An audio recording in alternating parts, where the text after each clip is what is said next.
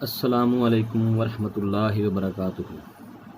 نحمدہ نصلی علی رسولہ الکریم، اما بعد فاعوذ باللہ من الشیطان الرجیم، بسم اللہ الرحمن الرحیم۔ اللہم صلی علی محمد وعلی آل محمد کما صلیت علی ابراہیم وعلی آل ابراہیم انک حمید مجید۔ اللہم بارک علی محمد وعلی آل محمد کما بارکت علی ابراہیم وعلی آل ابراہیم انک حمید مجید۔ لا الہ الا انت سبحانک انی کنت من الظالمین۔ حسبنا اللہ ونعم الوکیل۔ یا حی یا قیوم برحمتک استغیث۔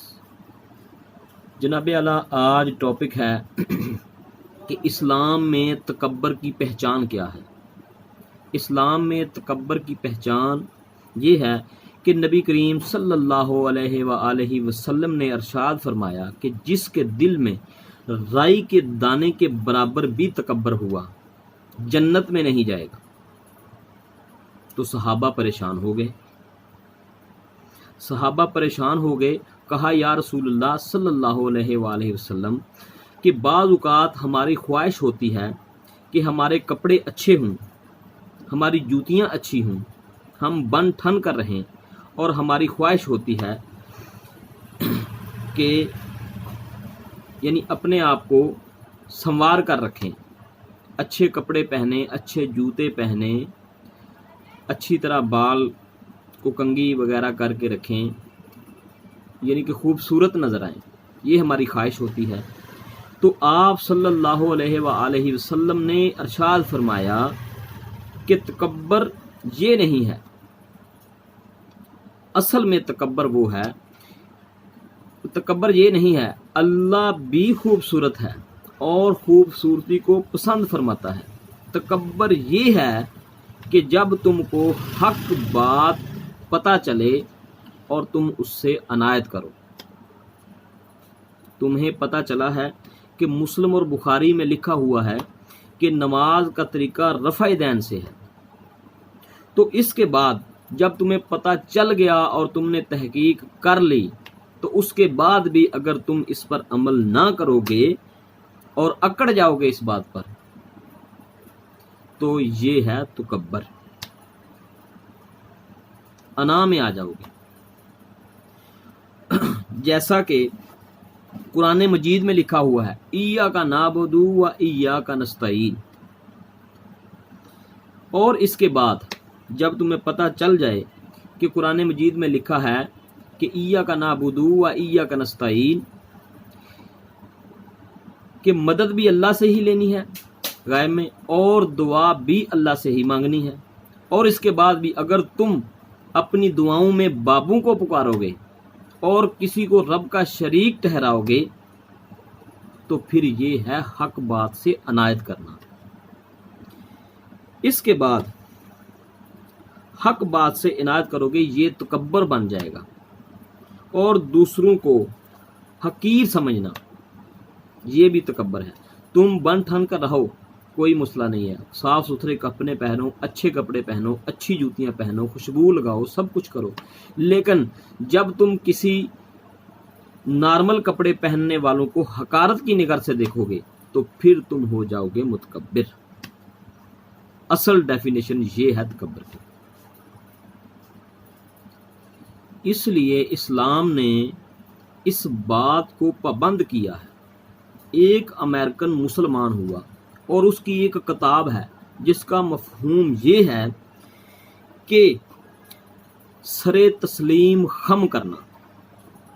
وہ کہتا ہے کہ جب میں نماز پڑھنے کے لیے مسجد میں گیا تو میں نماز کے لیے کھڑا ہو گیا اور میرے ساتھ ایک حبشی کالی چمڑی والا آ کے میرے ساتھ کھڑا ہو گیا۔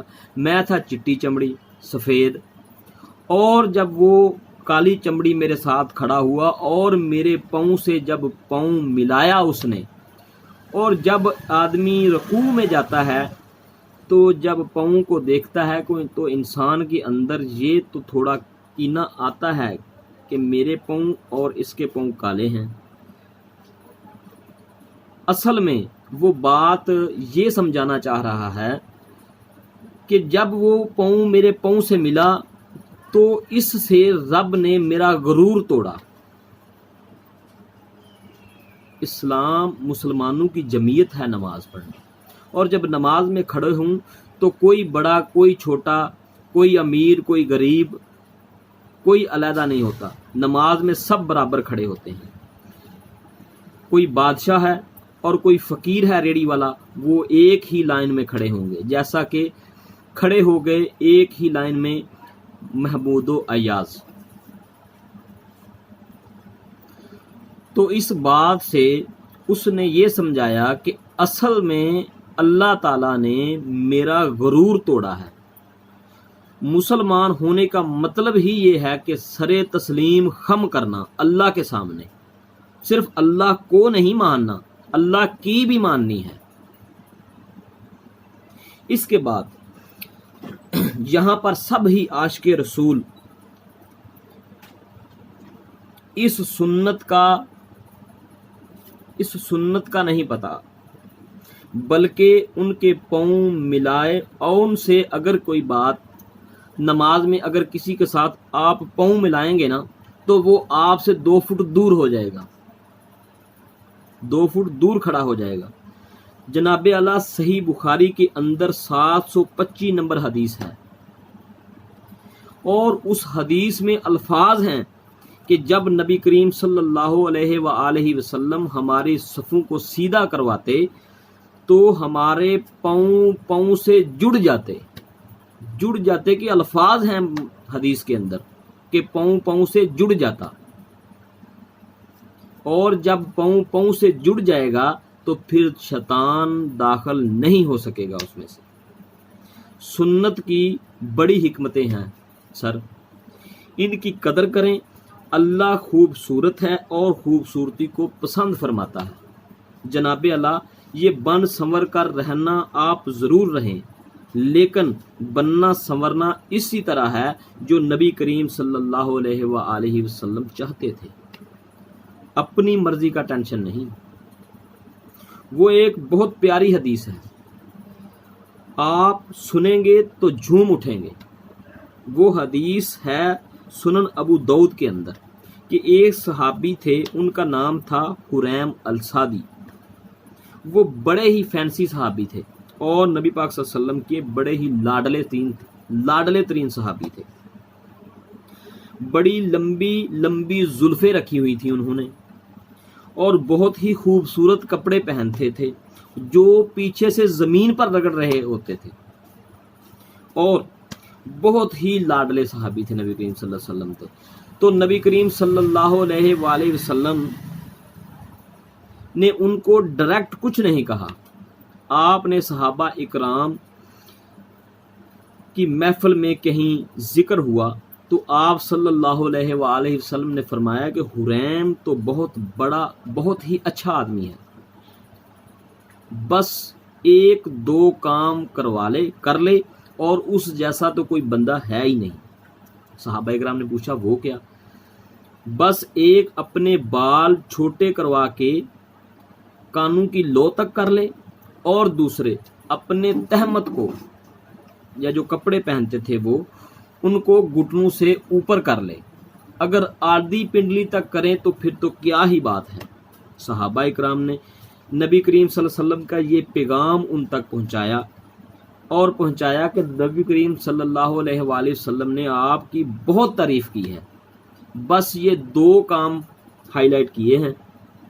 وہ کون سے؟ ایک کانوں کو یہ بالوں کو چھوٹا کروا کے کانوں کی لو کے برابر لے آئے، اور دوسرا اپنی تہمت کو ٹہنوں سے اوپر لے آئے، اور اگر آدھی پنڈلی تک کرے تو پھر تو کیا ہی بات ہے۔ سر آپ سوچ لیں کہ نوجوان نسل کو اپنے بالوں کے ساتھ کتنا پیار ہوتا ہے، لیکن آپ سمجھیں یہ ہے ایک وہابی اور ایک صحابی میں فرق، یہی فرق ہوتا ہے ایک صحابی اور ایک وہابی میں، اور یہی فرق ایک بابی اور صحابی میں بھی ہے۔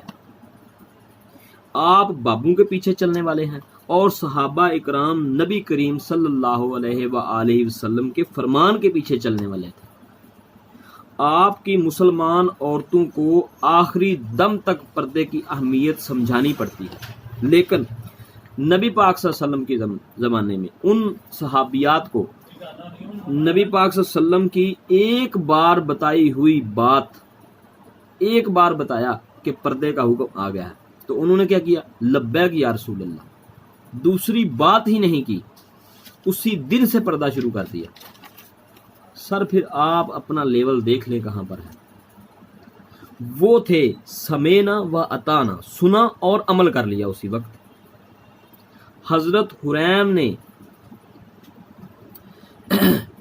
استرا لیا اور اپنے بالوں کو کاٹ کر کانوں کی لو کے برابر کر دیا سر، اور اپنا تہمت اٹھا کر آدھی پنڈلی تک لے آئے، اور صحابہ اکرام کہتے ہیں کہ اس کے بعد پھر ہم نے انہیں کبھی لمبے بالوں میں نہیں دیکھا اور نہ ہی ان کی تہمت کبھی نیچے دیکھی، گھٹنوں سے نیچے دیکھی۔ اور یہاں پر آپ لوگوں سے نعرے لگوا لیں کہ غلامی رسول میں موت بھی قبول ہے لیکن باقی کچھ قبول نہیں ہے، سر پھر جنت کو بھی اتنی آسانی سے نہیں ملے گی۔ جنت کو حاصل کرنے کے لیے پھر بہت ساری مشکلات کا سامنا کرنا پڑے گا، اور تکبر تو انسان کو جنت میں جانے سے روک لے گا۔ یہ تکبر چیز ہی ایسی ہے، تکبر ہی انسان سے شرک بھی کرواتا ہے۔ جب انسان کسی بات پر اڑ جائے، اپنی انا پر اڑ جائے، اور نبی کی حدیث بھی اس کے سامنے آ جائے اور وہ اس سے بھی انکار کر دے، یہ تکبر ہے، اور یہی ہی شرک میں آ جاتا ہے۔ سر آپ سب کو مسلم اور بخاری کی وہ حدیث تو یاد ہی ہوگی، سب کو یاد ہوگی تقریباً، کہ نبی کریم صلی اللہ علیہ وآلہ وسلم نے فرمایا کہ تم میں سے اس وقت تک کوئی انسان کامل مومن نہیں ہو سکتا جب تک وہ اپنے ماں باپ، بیوی بچوں، اپنی جان اور سب لوگوں سے بڑھ کر میں محمد اسے، نبی صلی اللہ علیہ وسلم کہہ رہے ہیں کہ میں محمد اسے عزیز نہ ہو جاؤں، سب سے بڑھ کر مجھ سے محبت کرے گا، اس وقت تک کوئی انسان کامل مومن نہیں ہو سکتا۔ تو پھر آپ سر دیکھ لیں، اسی طرح مسلم اور بخاری میں ایک اور حدیث ہے کہ ایمان کی عداوت تو اس نے چکھی جس کو اللہ اور اس کا محبوب اس دنیا میں ہر چیز سے بڑھ کر محبوب ہو، وہ ہے کامل مومن۔ اور جو اس بات پر ایمان لے آئے کہ دنیا کی ہر چیز سے بڑھ کر مجھے نبی کریم صلی اللہ علیہ وآلہ وسلم سے محبت ہے، تو پھر وہ نبی کی سنت کو کبھی نہیں چھوڑے گا، خواہ چھوٹی ہو یا بڑی ہو۔ جب اس کو پتہ چلے گا وہ اس پر عمل کرنا شروع کر دے گا۔ سمینا و اطانا، سنا اور عمل کر لیا، اور یہی بات اسے تکبر سے بچائے گی۔ یہ جو وسوسے انسان کے اندر آتے ہیں نا، یہ ایک شیطان کی طرف سے آتے ہیں، ان کو ہٹا دیا کریں، لا حول ولا قوت الا باللہ پڑھا کریں، لیکن یہ تکبر میں نہیں آتے۔